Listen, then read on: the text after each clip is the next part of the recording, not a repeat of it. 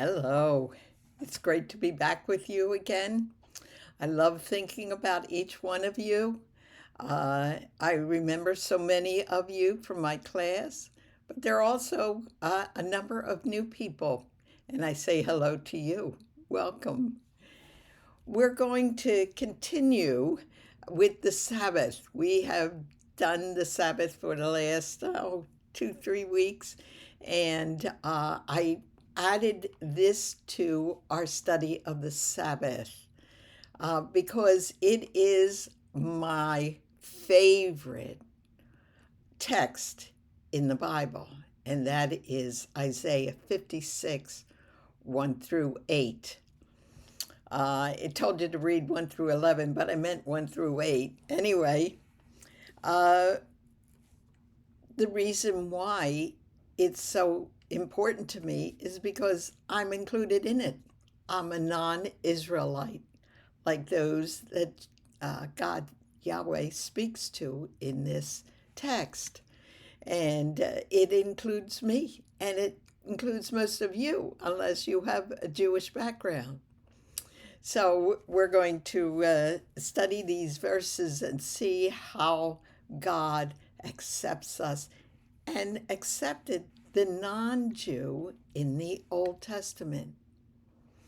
And it surrounds the idea of Sabbath again. So what I want you to do is circle anytime it says keeps my Sabbath, the words keeps the Sabbath or my Sabbath. So you're going to circle that because it includes the Sabbath. In Isaiah 56, 1 and the first two verses, we have a general address to the Israelites. So let me read it, and you see what he expects, the commands he gives to the Israelites so that they will be blessed. There's four of them. Let's see if you can see them. Thus says Yahweh, keep justice and do righteousness, for soon my salvation will come and my righteousness be revealed. Blessed is the man who does this. Who does what? Keeps justice and does righteousness. And the Son of Man, that just means a man, who holds fast. Hold fast to what? Justice and righteousness. And who keeps the Sabbath. So the one who keeps the Sabbath is blessed, not profaning it. And we profane it by not keeping it, or they profaned it by not keeping it, by not resting on it. And keeps his hand from doing evil. Did you see the four? I'll give you a chance. You can pause it right now and look for the four things that an Israelite was to do in order to be blessed. Got it? Okay. Let me read it just one more time. Thus says Yahweh, keep justice. Was that one of yours? I hope you circled it. And do righteousness. It's another one. For soon my salvation will come and my righteousness be revealed. He's coming soon. Blessed is the man who does this. Does what? Justice and righteousness. And the Son of Man who holds fast to what? Justice and righteousness. So we have those two. But blessed is the man who keeps the Sabbath. That's our third one. Keeps the Sabbath. Not profaning it. And who is blessed? Keeps his hand from doing evil. Those things are what the Israelite needed to do in order to be blessed. And all those things, they could do that. Now, there's a change in the address, and he's going to speak to the foreigner. That's us. Let not, God says, Yahweh says, let not the foreigner who is joined himself to Yahweh say, don't let this foreigner say, if he has joined himself to Yahweh, don't let him say, Yahweh will surely separate me from his people. What does the foreigner fear? He fears non-acceptance by Yahweh.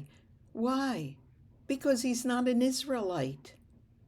And so he fears that God will reject him or not accept him in the way he accepts an Israelite. But that's not true. Then we have another group, which most of us don't belong to, but it's the eunuch. And let not the eunuch say, behold, I am a dry tree. Now, why would the eunuch say he's a dry tree? Well, a dry tree does not produce fruit, does it? It's dead. And the eunuch cannot produce children, their fruit. A eunuch cannot produce fruit.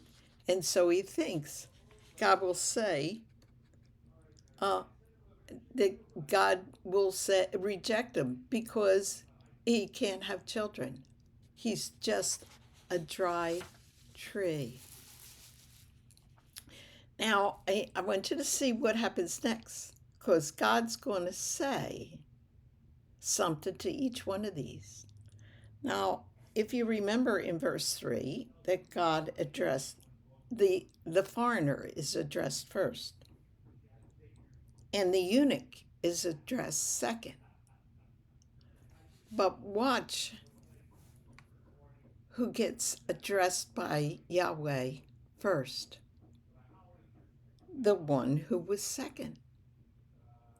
For thus, it says, for thus says Yahweh to the eunuch who keeps my Sabbaths,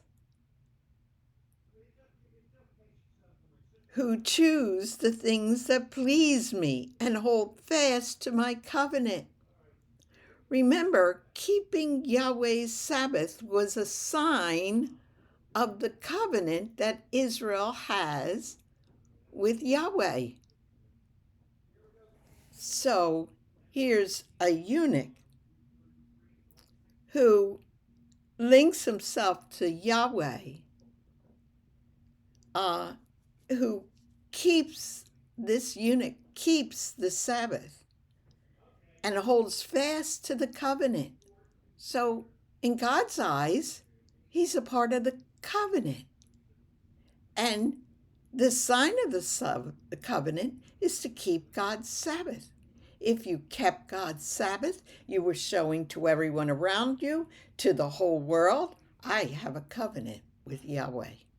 It was between Yahweh and Israel and all those who linked themselves to Yahweh and kept his Sabbaths. Now watch what he says. I, Yahweh says, will give in my house and within my walls. I want to stop right here. He's going to talk about being in Jerusalem, being within the walls of the city, of the temple, in my house and within my walls. The problem is the eunuch was never allowed to be in God's house. No? Let's look over to the right what Deuteronomy says in Deuteronomy 23:1. No one whose testicles are crushed or whose male organ is cut off shall enter the assembly of the Lord. The assembly of the Lord is the tabernacle, and then it becomes the temple. So the eunuch is saying, God is saying, Yahweh is saying to the eunuch, I will give in my house, and within his walls, the walls of the temple, watch what he will do. A monument and a name better than sons and daughters. I will give them an everlasting name that shall not be cut off. Watch it. He's going to give them within his walls a monument. Now, what he's alluding to is a passage in 2 Samuel chapter 18. Absalom, David's son, had made a monument for himself, for he was childless, just like the eunuch. So he made a monument with his name on it. And he said, that's my monument because I am childless, and it will stand forever. And God says, I will make you, eunuch, a monument and a name better than sons and daughters, better than children, better than having children. You can't have children, but I'll give you the name that you would pass down to your children, because that's what you did in Israelite society. You passed down your name to your children so that it would last forever. As you had children who had children who had children, your name got passed down. So you have something better than a monument with your name on it that might last for a few hundred years. Or you had children to pass down your name. God, Yahweh says, I will give inside my walls, inside my house, the temple, something better, a name better than one on a monument or one through children. Now watch this. I will give them an them are the eunuchs, an everlasting name that shall not be cut off. Now look at that irony, that shall not be cut off. The Bible's filled with little quips like this, funny things to make you laugh. Because remember what it says in Deuteronomy 23:1? No one whose testicles are crushed or whose male organ is cut off shall enter the assembly of the Lord, shall come into the temple. He says, you're going to have an everlasting name when you keep my covenant and you keep the Sabbath. You've hooked yourself. You've grabbed on. You've held fast to God's covenant. When you do that, even if you're a eunuch, you will have something better than children, something better than a monument, because it will have an everlasting name that will not be cut off as your testicles had been. The eunuch will receive within God's everlasting house, the temple, a blessing far greater than the earthly monument or family. Now, remember, he addressed the foreigner first, and then the eunuch. And then he addresses the eunuch to talk to him. And then he addresses the foreigner. Do you see what's going on here? We have foreigner, eunuch, and now foreigner again. If we put the foreigner A, the eunuch B, and the foreigner A, what do we have? A chiasm. A, B, B, A. This is so important to God, this text, that he draws attention to it by using a chiasm. So now he's addressing the foreigner. And the foreigners who join themselves to Yahweh, to minister to him, to love the name of Yahweh, and to be his servants. Everyone who keeps the Sabbath. That's the third time we see the word keeps the Sabbath. Remember, you were to circle it. Does not profane the Sabbath, and holds fast to my covenant, just like an Israelite was to do. Hold fast to the covenant and keep the Sabbath, which was a sign of the covenant. Now he's telling the foreigner the same thing. You do this. He says to them in verse 7, these I will bring to my holy mountain and make them joyful in my house of prayer. Their burnt offerings and their sacrifices will be accepted on my altar. For my house shall be called a house of prayer for all peoples. Let me read that again. For my house shall be called a house of prayer for all peoples. Yahweh, okay, we're going to stop right there. For my house shall be called a house of prayer for all peoples. Do you remember hearing that before? Sure you do. In Matthew, Mark, and Luke. And it was, remember, when Jesus went into the temple right before the last week, his last week, he went into the temple, and what was going on in the temple? In the greater part of the temple, there was the main section. The Jews would go to, and then the priests would go into the holy place, and the high priest would go into the Holy of Holies. But there was called the court of the Gentiles. It was huge because so many Gentiles came to worship God from all over the world. And they would go into this court of the Gentiles. And about a year or two before Jesus' death, in that court, they started buying and selling the sacrifices.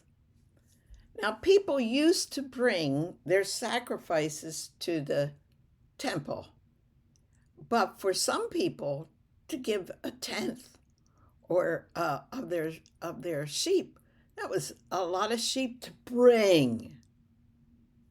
So, or any animal to bring it to the temple. So, what the religious leaders did was they made a place in the court of the Gentiles where the Gentiles came to worship God. Because who cares about Gentiles, right?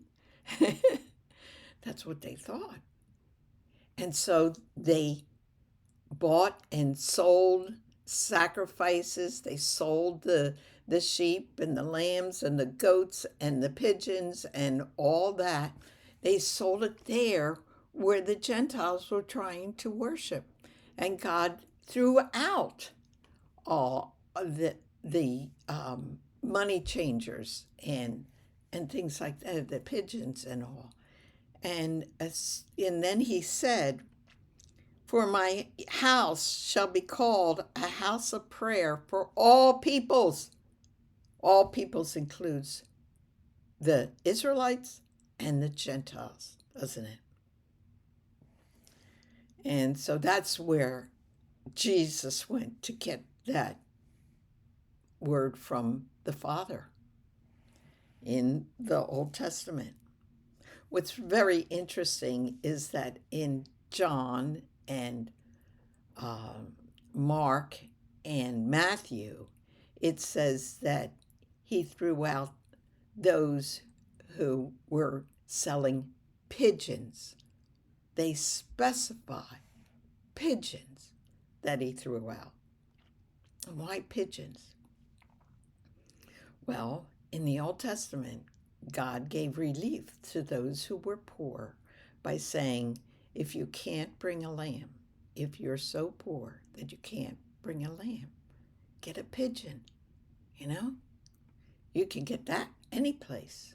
You don't even have to raise pigeons. You can just bring a pigeon that you just caught or shot or whatever, or slingshot a pigeon and bring that. In fact, Mary and Joseph brought a pigeon when they were bringing Jesus to the temple as an infant. Remember that? So it was the poor. So the money changers were kind of like stealing from the poor by charging an exorbitant price for those pigeons. And so Jesus zeroed in on them. Now he threw out the others too, but it zeroes in on those who sold pigeons to show that they were really stealing from the poor. And then the last verse, which is so good. Yahweh God, who gathers the outcasts of Israel, all those who are cast out of Israel, he gathers them, declares, I will gather yet others to him, that is, to the Jews, besides those already gathered, and that's the Jews. He's going to gather others beside the Jews. And who are the others? The eunuchs and the foreigners. He's going to gather them to himself. So you saw that verses 3 to 8 is set up as a chiasm. And I just love this text because it gives hope to the non-Israelites, doesn't it? And that's what's going to happen. Now, Luke, what is very interesting is that Luke,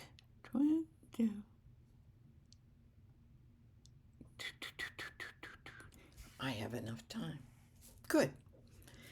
Luke who loves Isaiah, and in his book, The Gospel of Luke, and in Acts, he alludes to, refers to, quotes from Isaiah all the time throughout his 2 books. So he knows it inside and outside.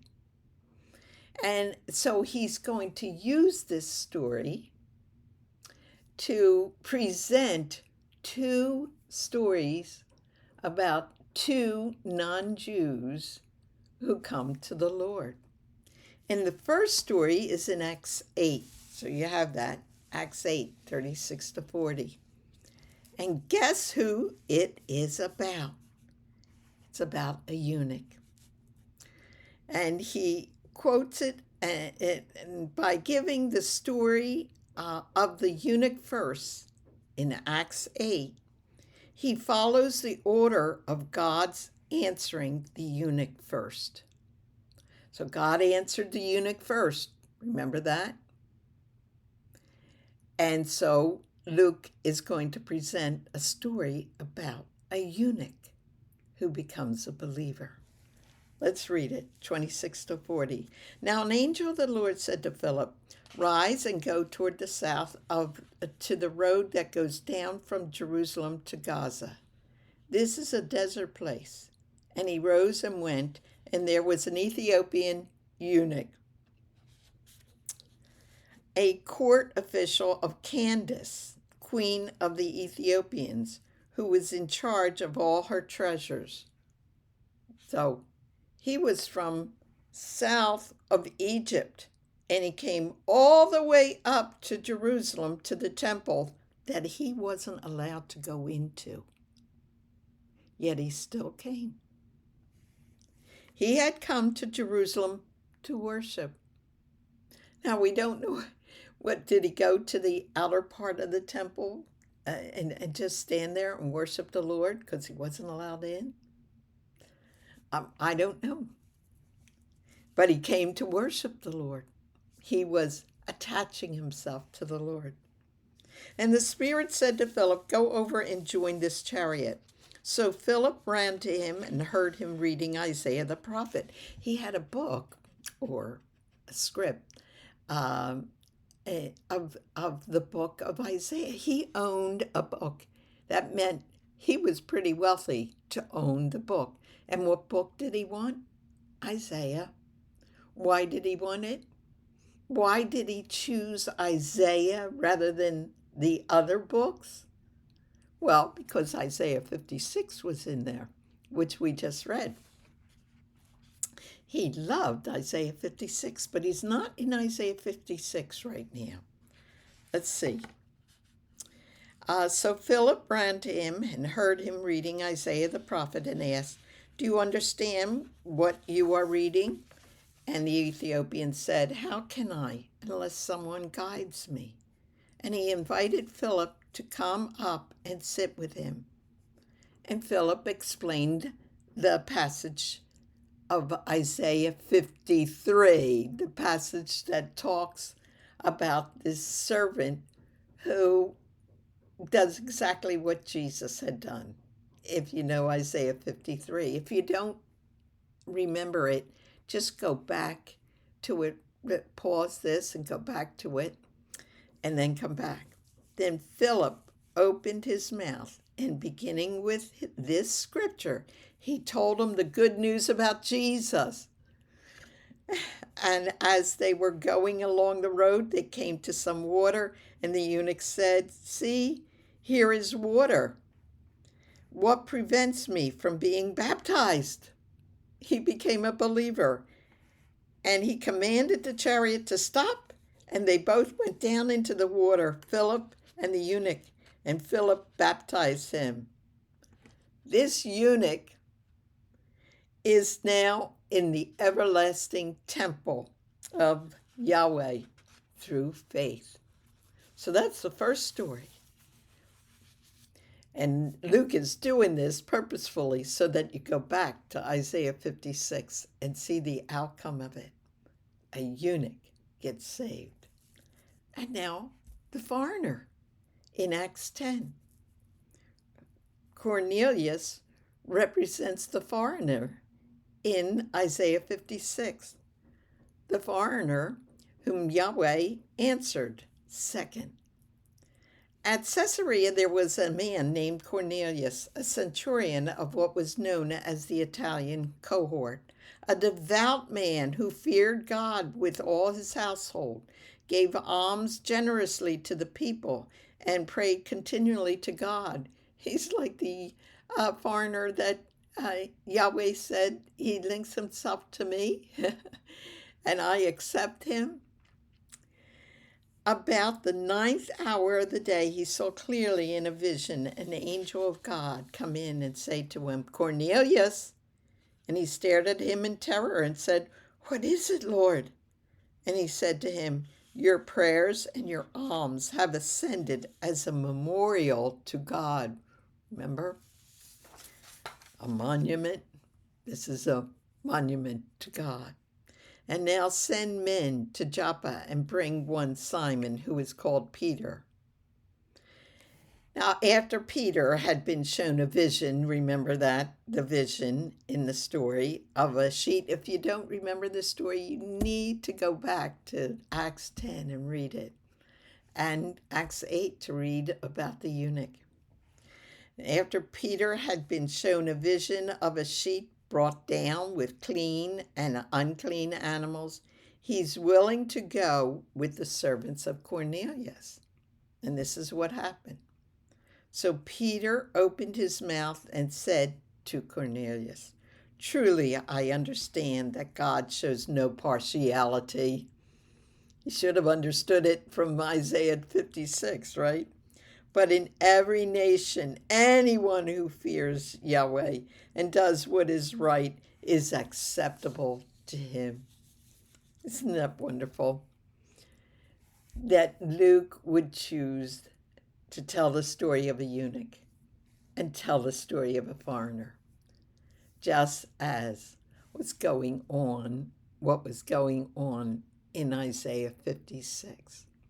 And Isaiah is telling us in these passages that God accepts us even though we're not Israelites. Isn't that wonderful? Well, I'm going to say goodbye till January, and it will probably be the second Tuesday in January, but you will know because you'll get the sheets of paper, the syllabus. And if you would like to start receiving that syllabus and you're not receiving it, just write to me, Barbara Arnold 47 at gmail.com. I love you all. It's been fun teaching you.